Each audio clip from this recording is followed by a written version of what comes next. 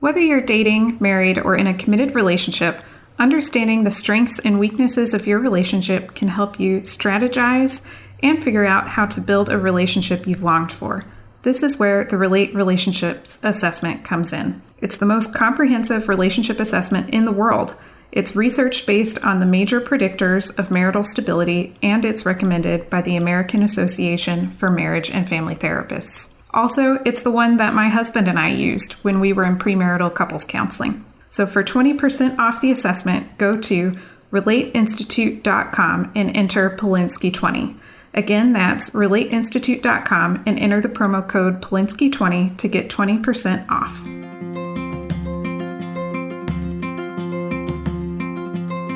Welcome to the Communicate and Connect podcast for military relationships with your host, Elizabeth Polinsky, a military marriage counselor.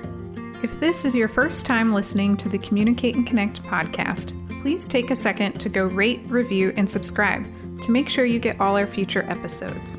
We also really want to know what it is you love about our podcast, and if for some reason you're not loving it, we want to know that too, because we're committed to providing the best quality content to help you improve your relationships.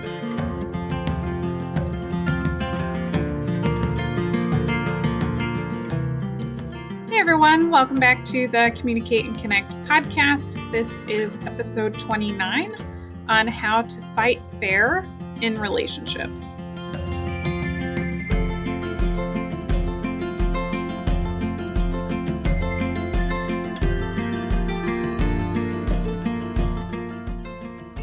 So today is all about how to fight fair in relationships, and I am thinking right now about a fight that I witnessed about a year ago, but between a couple, where there was this guy who was bringing up a concern that he had. I can't remember what their fight was actually about, but I remember the female partner responded and just said, "Well, if you don't like it, then you can leave." And I was thinking, okay, I don't really like how their fight is going. It doesn't feel like a very fair fight to say, okay, whatever you don't like, if you don't like it, you can just leave. Like, there's no room for negotiation in that. And it was like she didn't even hear what his concerns were. And so today I figured let's talk about how to actually fight fair in relationships. And this is probably something that's pretty important as you're starting out your marriage, because you want to build up a habit of trying to fight fair, so that way you don't build up these like really negative fighting habits that then later on, after the relationship has deteriorated a whole bunch, that you have to then try to fix and repair, let's just try to get it down from the beginning. So we'll talk a little bit about like some qualities that are related to fighting poorly, and what are some things that are qualities of fighting well and fighting fairly. And then I'll give you some of my tips for how you could do this. So let's start with, what are some things that are qualities of a bad fight, of like fighting in an unfair way? And if I miss something, find me on social media and message it to me. These are the ones that I think of. So generalizations, statements like, you always do this, or you never do this, or I'm the one that always has to do this, or I never get to do this.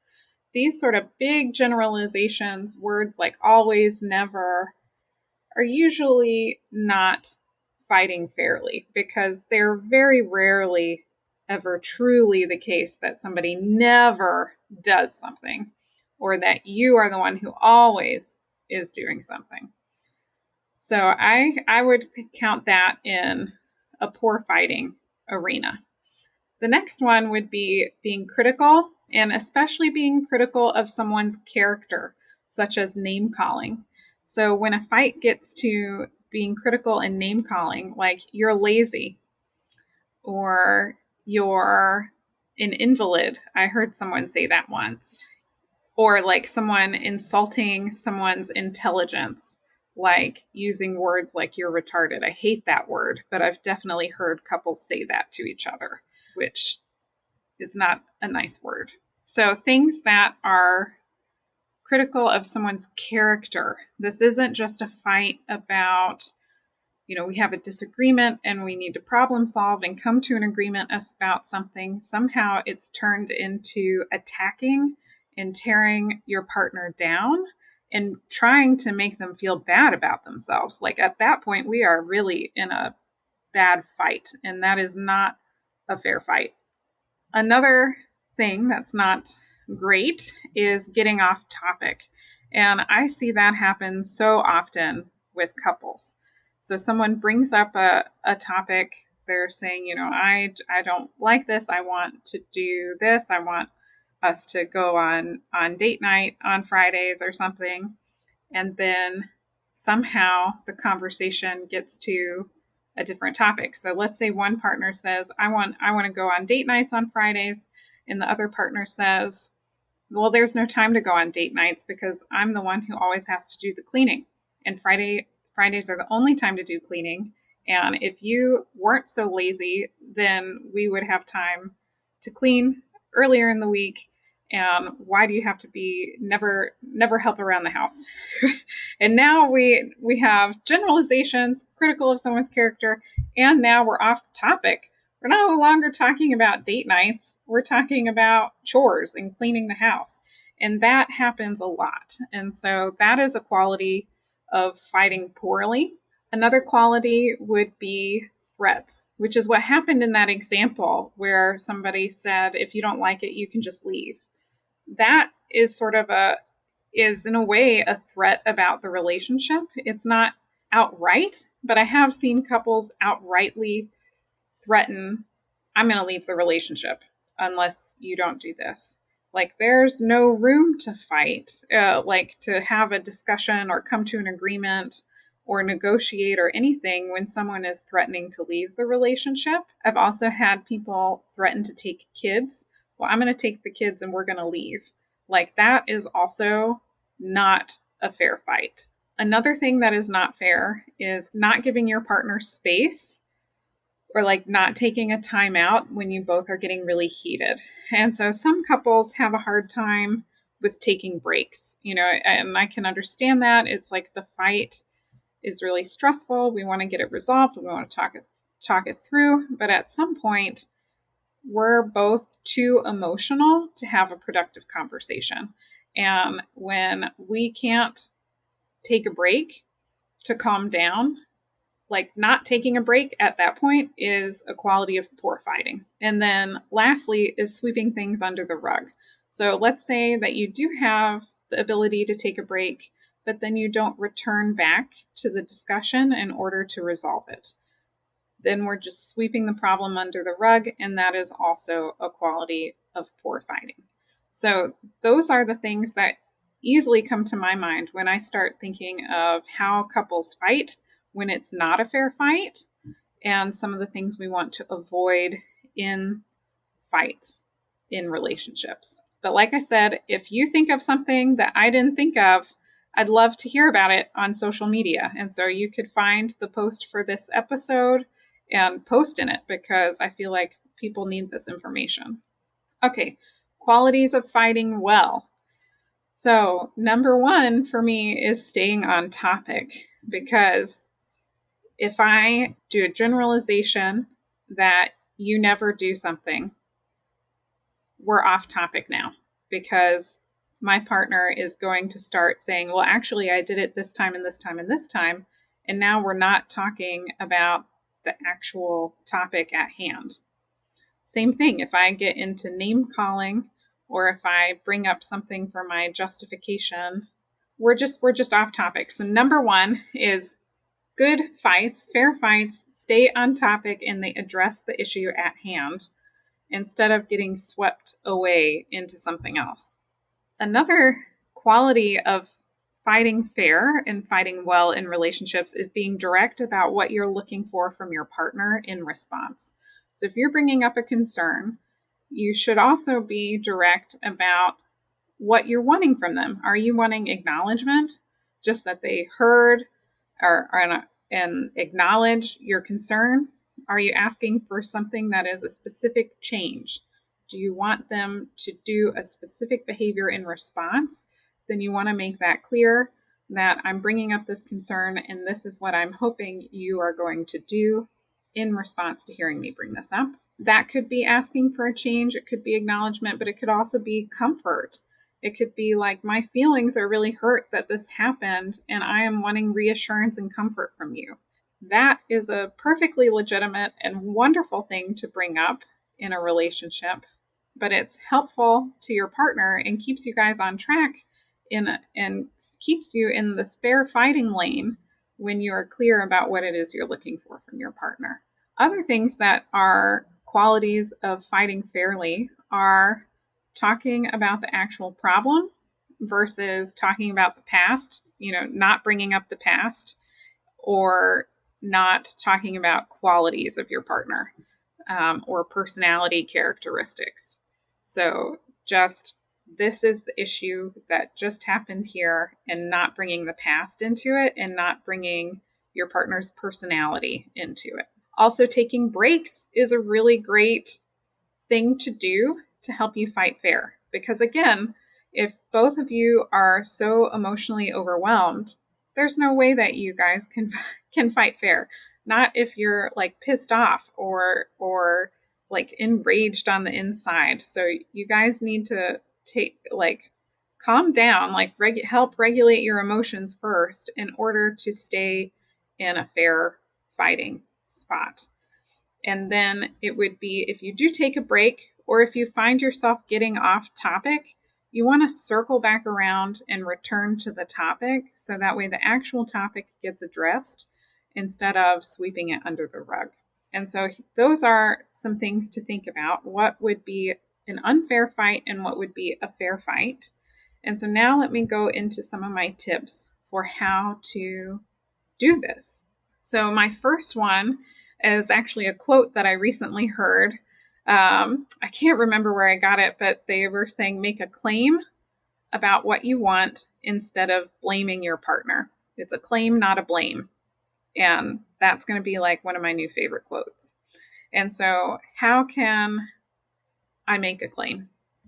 So I really like to use an acronym called DEAR, and it comes from a type of therapy called dialectical behavioral therapy. It's a skills group. It's group therapy that covers a wide range of different skills. And this is one of the skills that gets taught in this therapy group is DEAR. So it's an acronym. It stands for describe, express, assert, and reinforce. So I want to describe the situation factually without any opinions. That would be, I don't know, I got to think of an example real fast. I always go to the dishes, so I feel like I should pick a different example for you guys. Okay, so, a couple episodes ago, I used this example where my husband got into this hot tub with some of our friends and didn't include me, or at least that's how I felt. I felt kind of excluded. And I realized that a few weeks have gone by between these episodes by the time they're released, but at the time that I'm recording it, it's still kind of fresh. So I'll use this as an example. So in the actual situation, I did go into blaming him. A way that I could have made that into a claim would be to use DEAR. And I could say, D is just describe what happened. Okay, I looked up and I realized you weren't there. And then I found out you had gone into the hot tub with other people. Okay, that's the D. Describe. That's great. Okay, then I want to express my thoughts and feelings about it. That hurt my feelings because I felt excluded. That's factual. It's not blaming. I'm describing how I feel, but I'm expressing my thoughts and feelings about it. And then I'm going to assert what I want or what my request is going to be here.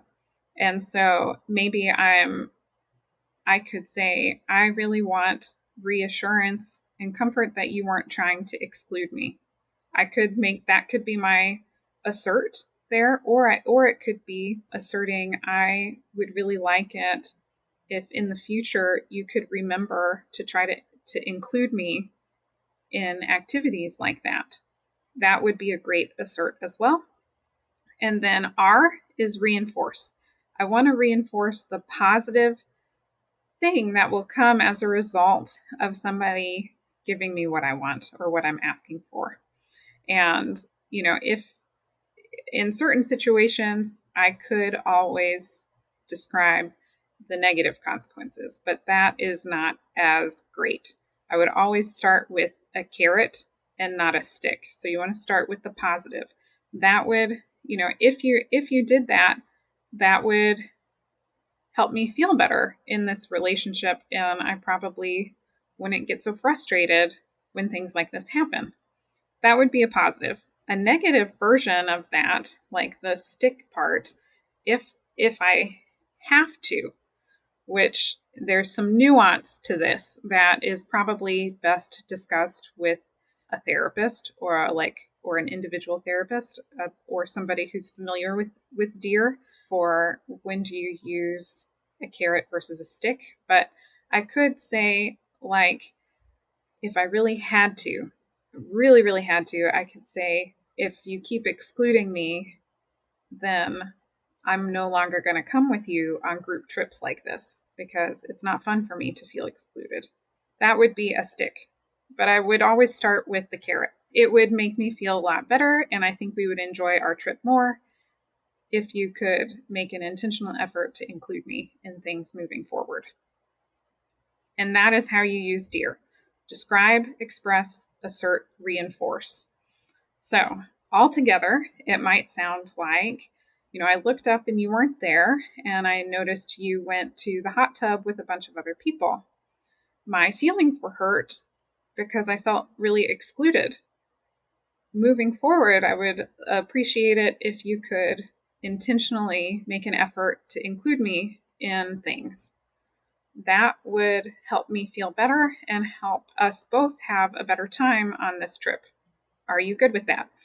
That would be DEAR altogether. So, and that would be a claim, not a blame. It's a claim of what I want and what I'm looking for and what I'm asking for. It's to the point, it's on topic.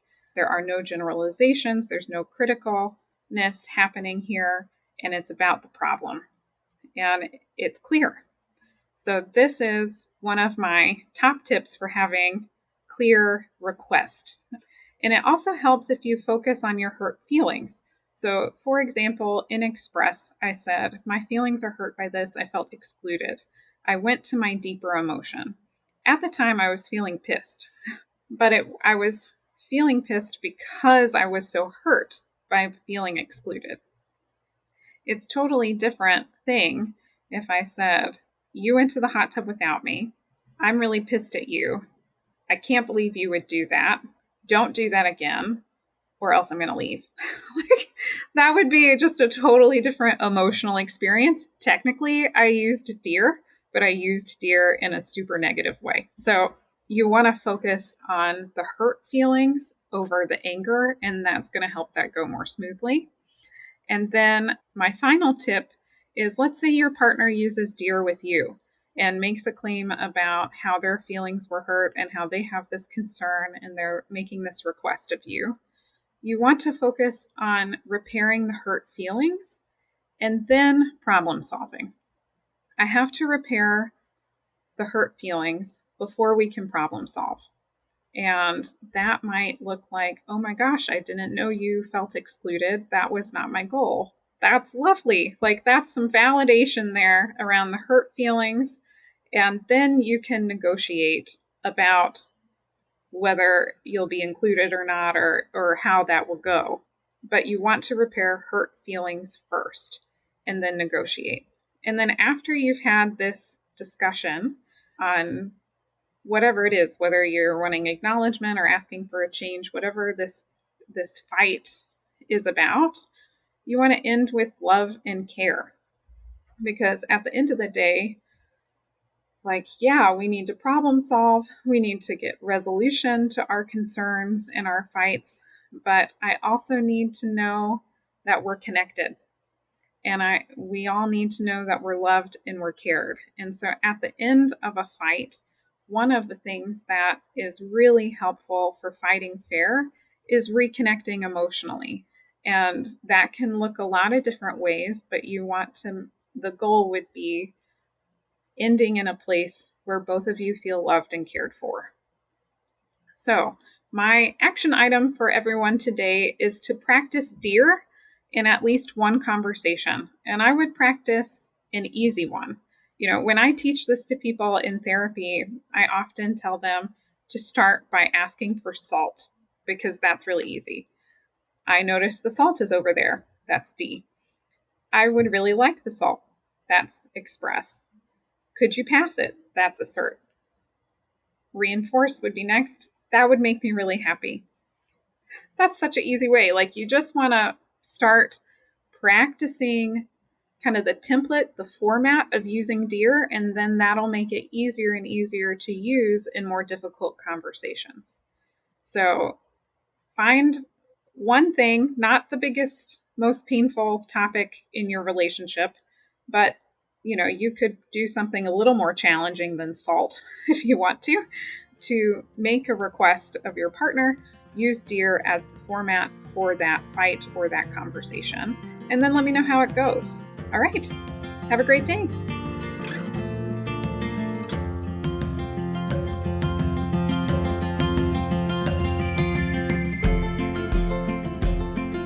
I hope you enjoyed today's episode. If so, please take a second to go rate, review, and subscribe so you get all of our future episodes. Make sure to check out the show notes to sign up for our free 10-week relationship email course. This email course is really designed for people who are maybe having trouble with communication or connection in their relationship, and helping them develop some quick wins right away to start improving it.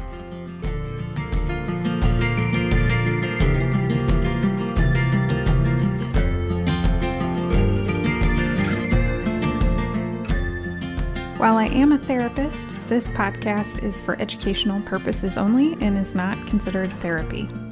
And it should also not be a replacement for therapy. If you think you need a professional of any kind, you should definitely go find one. Until next time.